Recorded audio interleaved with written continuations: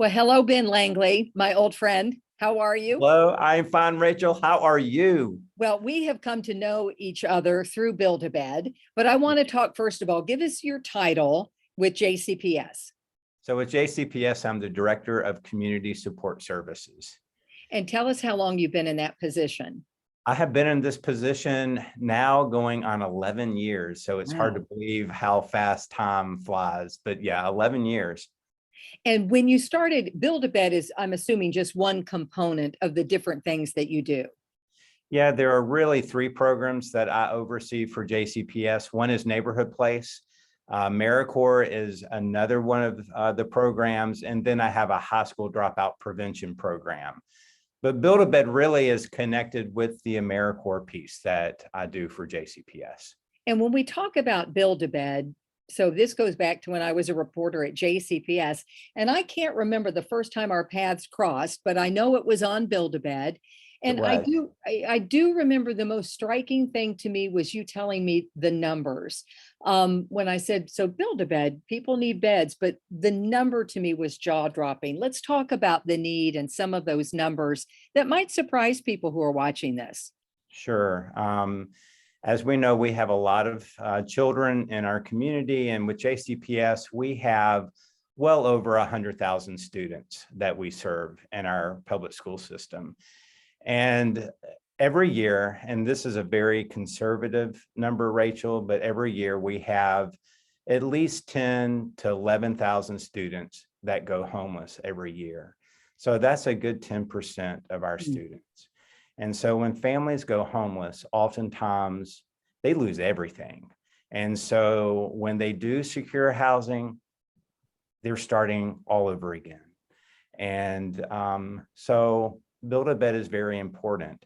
This is a project that I kind of adopted into JCPS, probably my second or third year into this current position that I'm still in.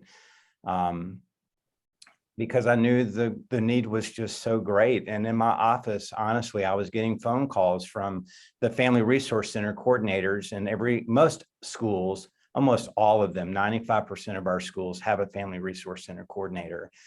And that was my role prior to coming into this job. So I knew all the coordinators. And one of the needs that kept surfacing in this new role of mine was the lack of bedding, and that we honestly had children sleeping on the floor or on the couch or on an air mattress. And, you know, I kept thinking we can do something about this. And I was a part of a build in Frankfurt called Build a Bed, and it started in Frankfurt. And so we brought this project to Louisville. I started with nothing, Rachel. I mean, this is a community project. It is not my project, and no one can claim it except our community. I brought the need to our community, and I started with a group called K&I Lumber. I was very nervous because I am not comfortable asking for help, but I got up enough nerve and I made a phone call to K&I Lumber. And K&I Lumber did not hesitate to say yes, that they would help me with this project. But you are the greatest advocate of children, and you go into things with faith. And you may have been afraid, because you and I talk about that. We're not good about, can I have money to do this or that? But working on behalf of children is your cause. And I think that's what gives you the strength to go and ask those questions when you have to. But you joined me with that. And I will say this, you are a true God gift to this project, and that you have helped us kind of raise this need up to the surface to where our community is able to respond. And the community has really taken ownership of this project, and I'm blessed to be a part of it. I'm blessed to be able to work alongside of so many people here in Louisville who, if they know that there's a need, then our community will respond, and Build a Bed is such a beautiful example of that. And our church has been involved for several years. Once I heard about this through work, then our church stepped up to do it. And so many people do step up. You physically build the beds, And let's talk about, though, up to 10,000 children, conservative estimates, sleeping on the floor, don't have a bed.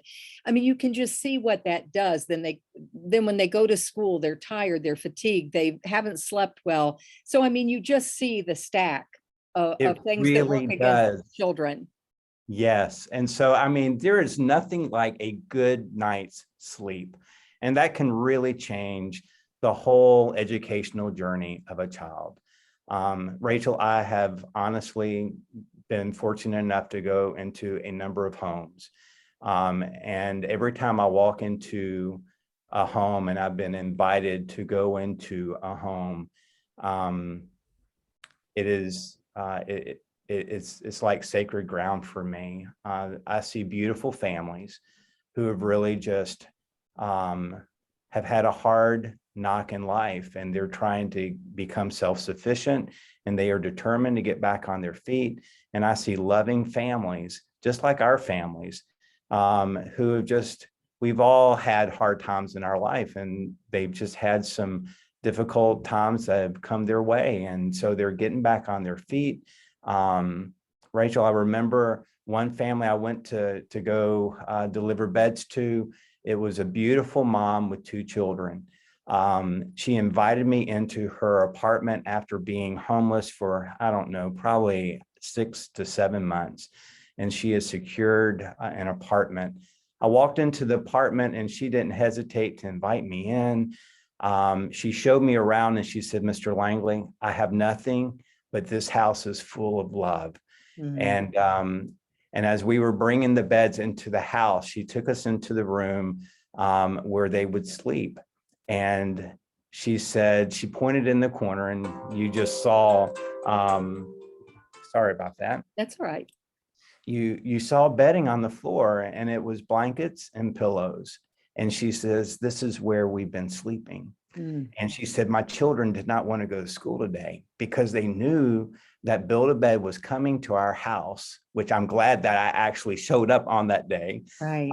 And they knew that they were going to get a bed and a pillow and a stuffed animal and sheets and blankets, and they did not want to go to school. But I sent them anyway, and I promised them that by the time they got home, these beds would be in the house. But you've told those stories about kids wanting to stay home. You know, the simplicity of what we take for granted, what a huge thing that is for families who don't have that. And a bed, and these children, how excited they are to have their own bed. And like you say, you provide the mattress, the pillow, usually a special blanket, the sheets, a Yeah. stuffed animal, a book, toothbrush and toothpaste, some hygiene items. So it comes as a whole thing for these families. And like you said, what a humbling experience to be brought into a home and be allowed to be part of this and give those Right. beds. One thing that I love about this project as well, when they put the beds together, there are slats, and I'll have a picture attached to this article, because the people who build these beds also write messages of encouragement to these children. And I love that part of it. I love it too. And give me 1 minute. Oh, Just you've got one a slat, I bet. second.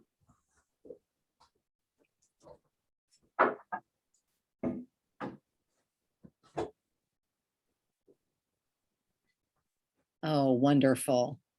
So hope lives here. So this Perfect. is, so I have this, so it's faded, but this has been in my office for years. And it just kind of, it's like my compass. It's like, it points me to true north, where, I mean, this was, I don't know who made this slat, but it was kind of sitting off to the side. And so it's in my office, and it keeps me grounded. But yes, the Absolutely. slats are just, that's such, everything is built with intention and with a lot of love, Rachel. And we feel that from you, because you come, and so does Kay and I, Harold from Kay and I Lumber. You come and lead us in these builds. What I really wanted to do is, we're going into the Christmas season, and families are getting together, and we count our blessings. I also want, it's the season for giving and helping others. And I want to make sure we don't lose that message in this. If there are ways that people who are watching this can help and they want to say, well, what can I do? I might not be able to lead a build, but certainly I can do something. What would that be? There are a number of things right now that I need help with. Right now, we have a shortage of new pillows. So I would, if folks are wanting to make any kind of donations, everything needs to be new because of COVID. These need to be new items. But items like new pillows, new sheets, new Twin size if they're going to do twin it. size, Yeah. just regular twin size sheets. We are also, we don't have any teddy bears right now. So teddy bears, just stuffed animals that are new. We are in need of that. I mean, there's nothing, I mean, having a bed is nice, but all of the other things that come along with these beds are it just makes it kid friendly and it just makes them feel cared for, So I would say, even blankets, brand new blankets would be really nice. And what about money, Ben? I mean, donations, I'm assuming that's okay too?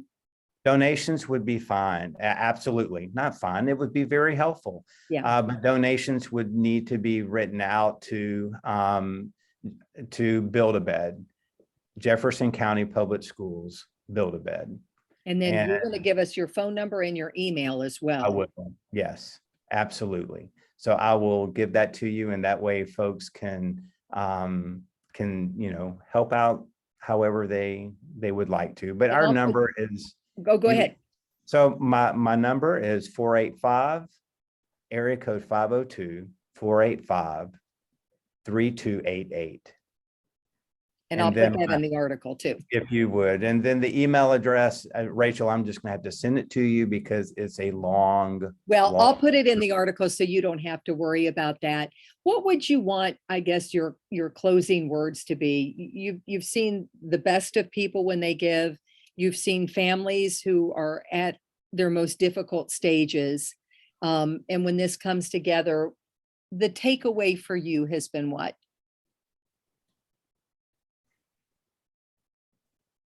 That's a good question. There are several takeaways that I think the most important thing the most important takeaway for me, Rachel, is that just because a family might be going through a hard time or that they become homeless, I have seen more love and the families that I've been blessed to go into their homes, caring families who have really just had a hard knock on life. And some of the best people in our community sometimes are folks who have had some pretty hard knocks in life. And that these are amazing, beautiful families. The other takeaway, Rachel, for me is to see the beauty of our community. We have a lot of issues like all communities, but I've had glimpses of the heart of Louisville, and I love this community. And I've seen the community give and care for community. Even in the midst of all the trying times that we've had over the past couple of years in Louisville, I've seen a lot of beauty within our own community. And I'm grateful for that. And that gives me hope. I love that. Hope lives here, like your Yes. son says. Yes. And may we also show some grace this holiday season. Yes. All right, Ben, thank you as always. Rachel, thank you so very much.